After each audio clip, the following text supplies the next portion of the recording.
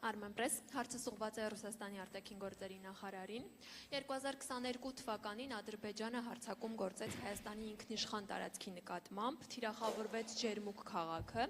Այս պայմաններում Ռուսաստանը ինչու չարձագանքեց եւ չկատարեց իր պայմանագրային պարտավորությունները եւ գործնականում համարժեք արձագանք չեղավ։ Շնորհակալություն։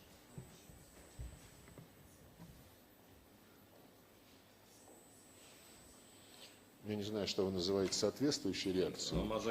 Реакция, которая отвечала нашим обязательствам. Մեր պարտավորություններից փոխող արձագանքը, որը համապատասխանում էր հապկում Հայաստանի հետ մեր պայմանագրային պարտավորություններից, այդ արձագանքը եղավ անմիջապես առաջնախումբը, առաքելությունը իրավիճակին ծանոթանալու համար փաստահավաք, այսպես ասած, առաքելությունը հապկի գլխավոր քարտուղարի ղեկավարությամբ միանգամից ուղևորվեց դեպքի վայր, ներկայացրեց օպերատիվ զեկույց, կոնկրետ եւ պրակտիկ առաջարկություններով այն մասին, որ պետք է հապկի դիտորդների առաքելություն ուղարկել այնտեղ իրավիճակը կայունացնելու համար, դիտորդների թիվը նախանշվեց իրենց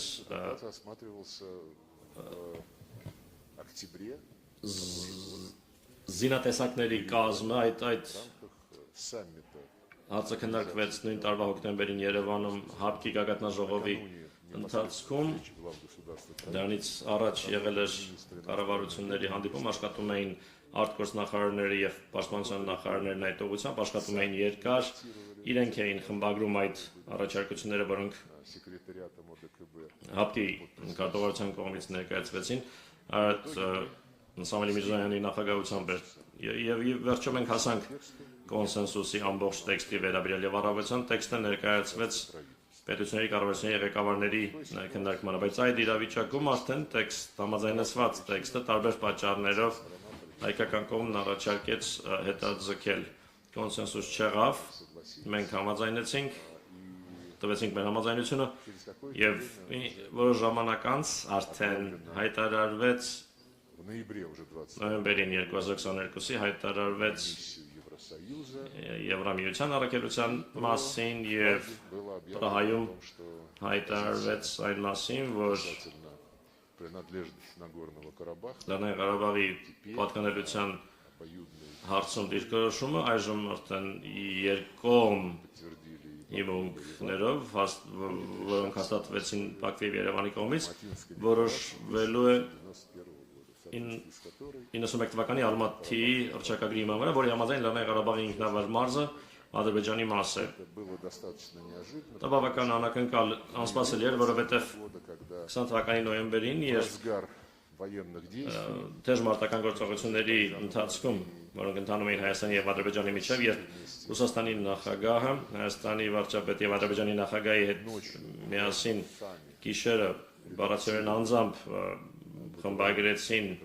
պայմանավորվածության տեքստը, հրադադարի մասին պայմանավորվածության տեքստը, այդ փաստաթղթում Լեռնային Ղարաբաղի պատկանելության հարցը գիտակցաբար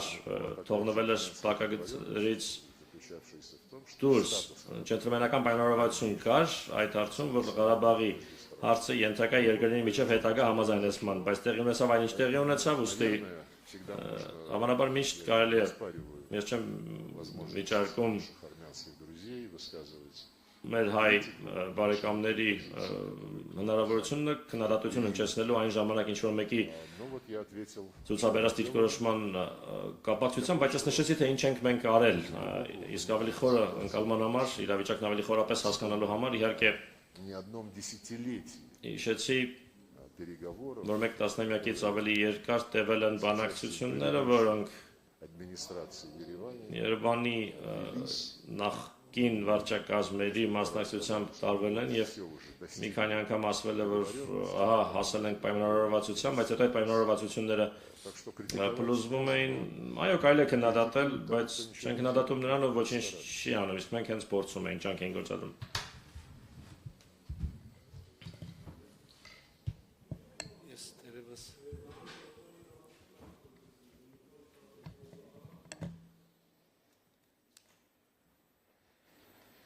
Ես ես դերևս չեմ կարող անմասն մնալ այս չափազանց կարևոր խոսակցությունից,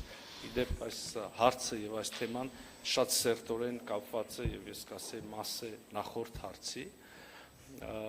սա հենց այն դեպքերից է, երբ մենք երկու երկրներս ունենալով բազմաթիվ հարցերում փոխըմբռնում եւ միասնական ընկալում եւ մեկնաբանություն, միաժամանակ ունենք նաեւ հարցեր, որտեղ տարբեր են իրադարձությունների մեկնաբանությունները եւ սա հենց այդպիսի հարց է եւ հենց ջերմուկի ուղղությամբ հարձակումը հենց այդպիսի հարց է եւ անկյունակարային է եղել այդ իրադարձությունը նաեւ հետագա զարգացումների եւ դիրքորոշումների համար այդ թվում եւ ՀԱՊԿ անդամակցության սառեցման համատեքստում հետեւաբար ես էլ կուզեի կրկին առիթից օգտվել եւ ներկայացնել Հայաստանի ընկալումները եւ Հայաստանի դիրքորոշումը ես շատ լավ հիշում եմ իրադարձությունները ես ինքս անձամբ մաս եմ եղել այդ իրադարձությունների մենք հիշում ենք երբ օգոստոսին 2022 թվականի ռուսական կողմը միջնորդական առաջարկություն ներկայացրեց Հայաստանին եւ Ադրբեջանին հերթական անգամ վստահաբար բարի մտադրություններից ելնելով հայաստանյան կողմը իր համաձայնությունը հայտնեց այդ առաջարկություններին ադրբեջանական կողմը չտվեց դրական դիրքորոշում սա օգոստոս ամիսն էր օգոստոսի արդեն վերջ երբ մենք հասկացանք որ չկա միասնական դիրքորոշում դրական եւ ապա սեպտեմբերին արդեն առաջի կեսին մենք տեսանք ադրբեջանական զինված ուժերի հարձակումը ջերմուկի ուղղությամբ եւ Հայաստանի Հանրապետության տարածքային ամբողջականության խախտում Հայաստանի Հանրապետության միջազգայինորեն ճանաչված սահմանների խախտումը իհարկե մենք այս մասին տեղյակ պահեցինք մեր դաշնակիցներին եւ Ռուսաստանի դաշնությանը ուղիղ որպես երկկողմ դաշնակից եւ նաեւ ՀԱՊԿ-ի շրջանակներում մեր ռազմական դաշնակիցներին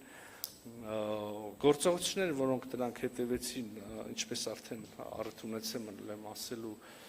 գոհացուցիչ չէին Հայաստանի Հանրապետության համար եւ արդեն հաջորդ ամիս հոկտեմբերին տեղի ունեցավ քառակողմ հանդիպում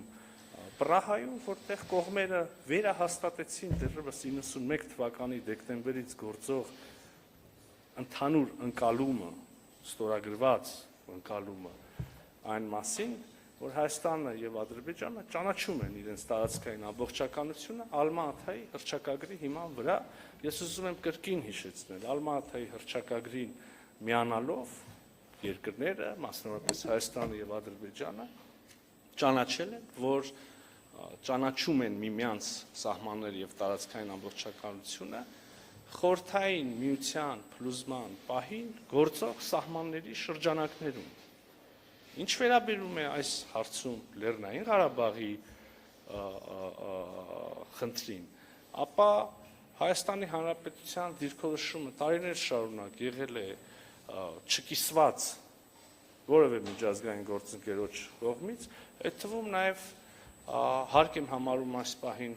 հիշեցնել, որ Ռուսաստանի Դաշնությունը բարձրագույն մակարդակով ընդգծել է Լեռնային Ղարաբաղի պատկանելությունը Ադրբեջանին, Հայաստանի Հանրապետությունը չի վիճարկում այս մոտեցումը, Հայաստանի Հանրապետությունը կրկին ուզում եմ առիթից օգտվել եւ ասել, որ ճանաչում է Ադրբեջանի տարածքային ամբողջականությունը Ալմաթայի հռչակագրի վրա, հիման վրա եւ բնականաբար ակնկալում է եւ ստացել է հավաստիացում Ադրբեջանի կողմից Հայաստանի Հանրապետության տարածքային ամբողջականության ճանաչման վերաբերյալ կրկին Ալմա-Աթայի հռչակագրի հիման վրա։ Շնորհակալ եմ։ Փորձենք եւս երկու հարց Factor TV, Նարեկ եւ հաջորդիվ Գազետա Կոմսոմոլսկայա Պրավդա, խնդրում եմ պատրաստ լինել։ Շնորհակալություն Factor TV Նարեկ Կիրակոսյան, ես հարց ունեմ երկու նախարարներին էլ։ Պարոն Լավրով, դուք եկել եք մի երկիր, որի դեմ եւ Լեռնային Ղարաբաղի դեմ Ադրբեջանը կիրառել է